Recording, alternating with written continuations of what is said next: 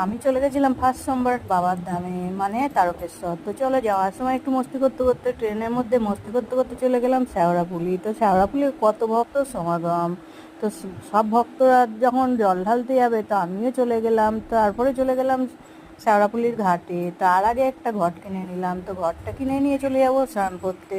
তো এখানে ঘট কিনে নিয়ে সবাইকে একটু দেখিয়ে দিলাম, তারপরে চলে গেলাম স্নান করতে। তো স্নান টান করে আমি এক ঘট জল নিয়ে নিলাম বাবার জন্য।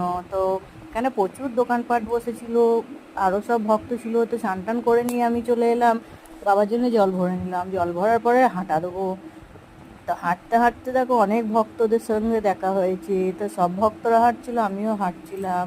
হাঁটতে হাঁটতে এখানে একটু বৃষ্টি চলে এলো, দাঁড়িয়ে পড়লাম। তো সব ভক্ত হাঁটতে শুরু করেছে, আমি কি করলাম, বৃষ্টিতে না ভিজে সাইডে দাঁড়িয়ে পড়লাম। তো দাঁড়িয়ে দাঁড়িয়ে সবাইকে দেখছিলাম, তো তোমাদের সাথে ভিডিওটা শেয়ার করছিলাম।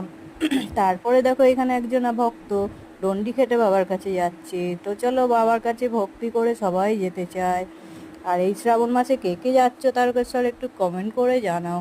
তো চলো, ভক্ত যাক, আমিও যাই।